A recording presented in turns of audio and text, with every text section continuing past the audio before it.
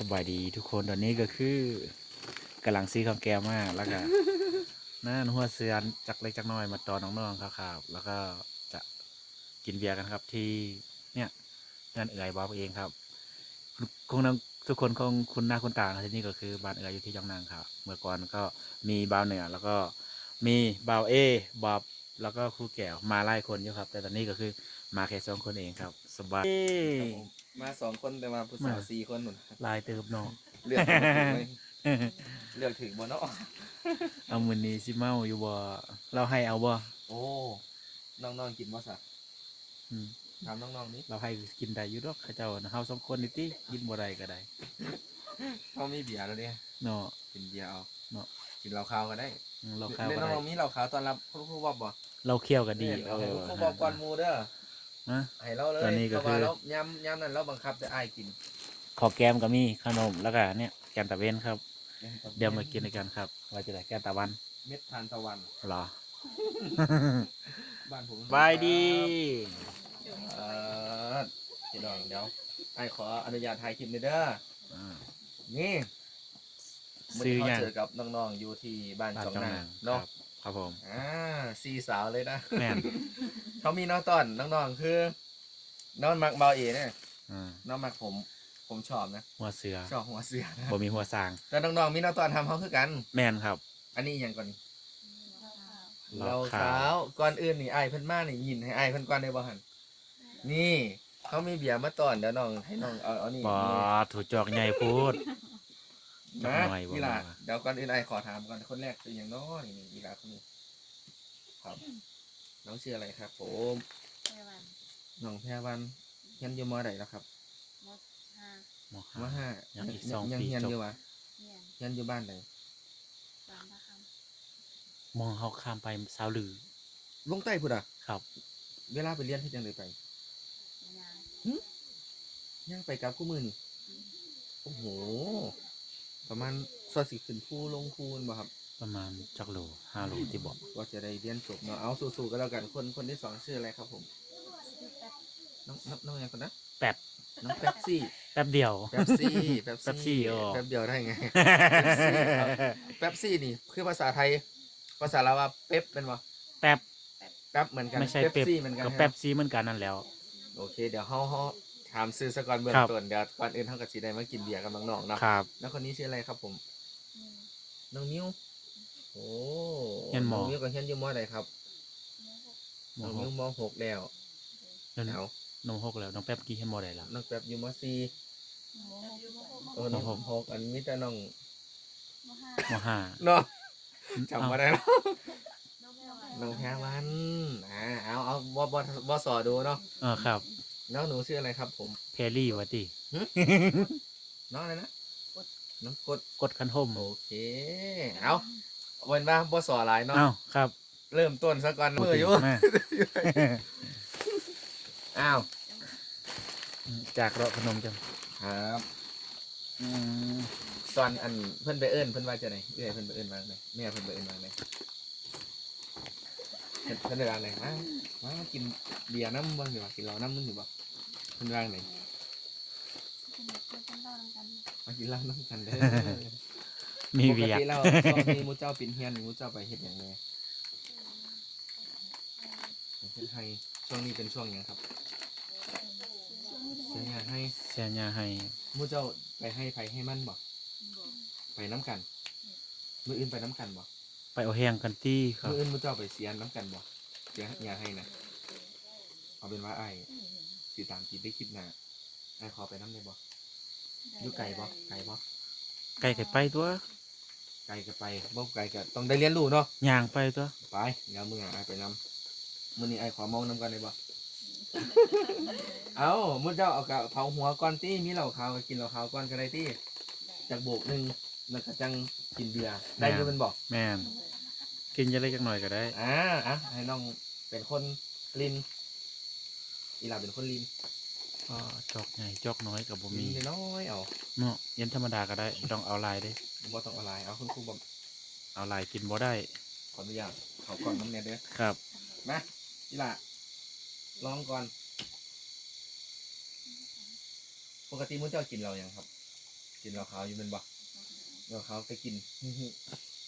ส่วนมากมักเหล้าขาวมากกว่าบ่แล้วแต่ยามแล้วแต่ยามพี่น้อง ครับ แล้วแต่ยาม แล้วแต่สถานการณ์ แล้วแต่สถานการณ์เขานั่งอันนี้ก็นั่งได้อยู่แล้วนะคุณเนาะ ครับ นะไอ้ขออนุญาตนั่งแกนเอกเลยไม่ต้องยานเลย ยันไฟช็อต ไอ้ที่นั่นนำไอ้ก่อนที่ สองคนยกนำกันตัวผู้เย็นกับผู้อันเอานี่ก็ได้ เอา เบิ่งหลาย เล เลย ย แท้ๆเลย ตามจองไหม เอา 1 2 เป๊ะ เอาอะไร ไป กินเข้ามา ดินแล้ว เอาป๊อบอยู่ดีนี่แห้งหักแห้งเด้ออีหละ อืมอย่าสูบเมาเด้เมาแล้วให้ระวังเด้ บอกเมาแล้วให้บ่ได้ อ เด้ ธิบายรสชาติครับ มันเป็นยังไง ไม่ได้กินโดนแล้วได้เหล้าขาว มัน ป เป็น กติถ้ากินเลยกินแต่เบียร์ เนาะ รสชาติคือแบบดืบลงเลยนะแต่ผมเคยไปเมาอยู่ไปเมาเหล้าขาวอยู่ปากกระดิ่งแต่ว่ารู้สึกว่าบ่ปวดหัว เพราะว่าเป็นเหล้าต้มที่บ่ค่อยได้บ่มีสารเคมี อ๋อ เป็นเหล้าต้มจากชาวบ้านที่เป็นเฮ็ด เราต้ ถ้าม เป็นเหล้าโรงงานของเขาน่ะ ผมเชื่อว่ามันปนเจือกับสารเคมีแน่นอน แม่น เอาแล้วที่ไฮบัดนี้เพิ่นสอนอยู่นำกวางเนาะตะกี้อะเพิ่นพยายามไอ้มานี่5 ปีแล้วเพิ่นพยายามบอกให้อ้ายหาแตาเมียนี่โอ้จะผู้ใดสิมักเอาให้หมู่เจ้าก่อนก็ได้เดี๋ยวเล่าที่หลังเดี๋ยวอาจสิถ่ายคลิปเราได้เนาะนะให้เจ้าไปก่อนครับมาโอ้เดี๋ยวผมสิกินหนึงแล้วต้องมี2ครับ แม่นมันต้องคู่ เบาๆโอ้โหรู้สึกตึบแพงเลยนักไปไหนดิ กินเหล้าก็ต้องคู่เด้อกินเหล้ากันเบียร์มันต้องคู่บ่กินลายคู่ เพิ่นบ่ ก่อน เอาเปรียบคนครู ครับ เพิ่นบ่มีการเอาเปรียบนะ แม่นก็ต้อง ซ้ำ แบ กับ นเลยนะ ให้มันเท่ากันหมด อ่ะดีๆแห้งเด้อทุกท่านทุกคนครับ ยก โอ้โหสองโบกหรือว่าไปนอนก่อนแล้วอ่ะ ทางกินทางน้ำตาไหลนะแม่เอ้ยลูกกินเหล้าเมาแล้วอะที โอเค โอเคเลยดิ ได้แล้ว บอก เริ่ บ ม อกกิน เริ่ม ก่อน เริ่มมาแล้ว ซึมๆดิจอก1จอก2 ซองโบกฟิวเริ่มมาแล้วครับ จอก3จอ เจ้าก คิดว่าไอ้าย 4 เป็นคนใส่คนฮะมูเจ้าคิดว่าไอ้ายเป็นคนใส่จาวาคิดว่าไอ้ายเป็นคนไทยคนลาว คนไทย ไอ้ายเป็นคนไทยเนี่ยมาแต่อุดรธานีไอ้ายกับมาไทยคลิปอยู่นี่แหละคลิปน้องดาวคือจังบอกให้ฟังนะว่าไอ้ายเคยถ่ายน้องดาวอยู่บ้านสมพรเคยเห็นอยู่เนาะหันบ่เคยเห็นกระสิบังคับให้เบิ่งทีมงานบ้านหน้าพิมพ์ไปเบิ่งต้องพิมพ์ในโทรศัพท์เบิ่งโอ้ ครับ แต่ผมผิด แม่นเอาข้าวบาดเจ้ามัน เอาตำจอกเด้อ ตำจอก เอา ตำแก้วตำจอกยกกันเด้อกินนำกันได้อทุกคน เอือก อยากบูด เอือกบรุยบ่ โมมันบรุดมันพูด ปุยปรุย พูด ปุย พูดสละอุย ปุย ปุย เอือกพูด ต้องบ่ได้เด้บอกเอือกปุย เอือกพูดกลอก ไอ้ผู้กรอก yes โอเคเอือกผู้กรอกไป กินเหล้าข้าว โอเคเอาตำเสมอ แซ่บ ล ปุก ร ำโอเค เรากับเบียร์ตำจอก ลองนะ บ่ลองกินหลุดแล้ว ถ้ามันแซ่บไปบานซื้อไปโลด ซื้อไปตอนไทยบานพุ่น ถ้าเขากวดอยู่หน้าด้านได้ปะ ผู้ละขวดบ่เป็นหย่างดอกเขาใบเอาเกิน ตัวเขาว่าขวดน้ำบ้างเหรอ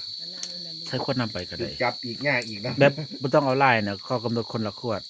เบียร์ผู้ละแพ็ค บอก นี่ คำนวณเราต้มนี่คือบ่สามารถขามไปได้ บ่ แล้วมันมีภาษีดิ อ๋อ ไม่ได้ เอาใส่ขวดน้ำดื่มซะกันแล้วจ้ะ ทำทางจิบไปทั้งทางบ่ แม่น โอ้โหนี่ละเราข้าวห้องคู่กัน เป็นกินเบียร์โอ้การกินมื้อเจ้าสมมติว่าอยู่นำกัน4 คนนี่มื้อเจ้าก็จะเอาเบียร์กินแล้วนี่แก้วให้มุนไปมุนมาที่มันบอกจะบ่เอาเจาะไผเจาะมันมันบอก แม่นมุนเปลี่ยนกัน โอ้ ซั่น มันเฮงบ่ได้เปรียบไปเนาะ แม่น โอเคเลยอ่ะน้องขาวตามจอเข้าไปน้องคนนี้กินน้องขาวครับน้องแป๊บซี่กินน้องขาว น้องแป๊บ6กิ กินเบียร์ น่ารักมากๆเลย เรื่องปกติ ที่นี่ธรรมดา ชิว ดีเนาะ น้องๆแบบ ธรรมดาชิวๆไปเลย ๆกินได้ น้องๆแบบบริสุทธิ์ดีเนาะแบบ ครับ บริสุทธิ์ในที่นี้คือแบบบ้านๆธรรมดาแบบ หาเบิ่งได้ยากมากๆเลยนะ นะ สาวน้องๆใบนี่นะจะมายังหูจักเฮ็ดเวียกยังเฮ็ดนั่นเฮ็ดนี่นะ อยู่บ้านนอกก็ธรรมดาเราต้องเฮ็ดเวียกใส่พ่อใส่แม่ ฟิวบ้านนอกกับฟิวในเมืองมันต่างกันคัน แม่น ในเมืองนี่แม่นแล้วเด้เนี่ย แม่น บึ้มบ่อมๆนั่นนะเอาเปิ้นนะ อยู่ในเมืองเนี่ยบึ้นหมดแล้ว โอ้ ท่อดัง ครูบอกกัน ในบ้านนอกก็ปิดเทอมกับซอยพ่อจะไม่เฮ็ดเวียกเฮ็ดงานจนแบบจะหน่อยกันยาต้นกันยาเข้าเฮียนกับไปซื้อเครื่องซื้อของเกียมเข้า แต่ เฮีย ว่าน พวก เท่า ก็ นั้น เบิดแก้วเดียวบ่สองแก้วแล้ว อ๋อแกะเบียร์กับแซมอีก ปักเข้าไป 1 2 3 น้ำ ว่าสุดยอดเก่งขนาดเลย ใส่คอ เบาเอแกะยังบ่เป็นเด้นี่ บ่เป็นไม่ได้กินเป็น ลิ้นให้เบาเอเลยบัดนี้ โอ้บ่ได้กินเรา ทั้งเบียร์ทั้งเหล้า อืม ใส่ให้เจ้าเมา บ่ นอนคดอยู่เตาไฟหั่น เมาน่ะให้น้ำสาวจ้องนั่งบ่ไหวแล้ว เออ เป็น ใส่ เสน่ห์เขา ใส่เสน่ห์เบาเอไปฮอดอุดมใส่ยามกลับคืนมาคือเก่า ให้กลับคืนมา เอาคือว่าที่จีบสาว อันนี้ ให้ กินก็เมาแล้ว พี่ตา ฮะคือว่าสิสักระยะหนึงแล้วก็บ่อยากสอนน้องหลายนะแต่ว่าก็สอบไปแล้ว แต่ว่ามื้อนี้ก็อาจจะดึกแล้วน้องๆก็เฮ็ดเวียกมาเมื่อยก็สงสัยจะอยากนอนแล้วสักพักหนึงก็จะให้ไปนอนคลิปนี้ก็จะเอาบรรยากาศอย่างที่บอกแล้วครับว่าวิถีชีวิตจริงของผู้คนอยู่ที่นี่จังไดผมก็สิถ่ายแบบนั้นเนาะครูบอมเนาะ ครับ เอาแบบความเป็นจริงเลยว่า เนี่ยบางครั้งบางคราวเขาก็เว้าไปตามอยากถามยังไงเขาก็ถามไปนะ แม่น เพราะว่าเจอกันครั้งแรกไหมไอ้ประมาณรอบที่7-8ไป อ่ะตามจอกเถื่อสุดท้าย ไอ้กินเหล้าขาวบไดเยอะมันทำมันเบิดเลยนะ 1 2 3ยกเลยจอกสามัคคีแก้วแคนกันตัว ตามเสมอกินเก่งปะเหล้าขาว กินรู้สึกว่ากินเหล้าขาวมันครั้งนี้มันแซ่บ ซื้อกลับบ้าน ๆแซ่บๆคือแบบ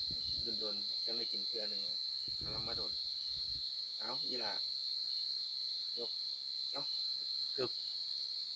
คืออะขอบคุณคนอื่นต้องขอบคุณน้องๆนะครับที่ ส ส ละ ละ เว เว ลา ลามาหาไอ้ก็บ่รู้ได้ว่าจะมาประมาณเขาจะเอื้อเพิ่นเอิ้นน่ะเอ้าคือว่ามันจะบ่ได้มีไผมาก็คือซื่อๆคือซื่อๆว่าเอ้า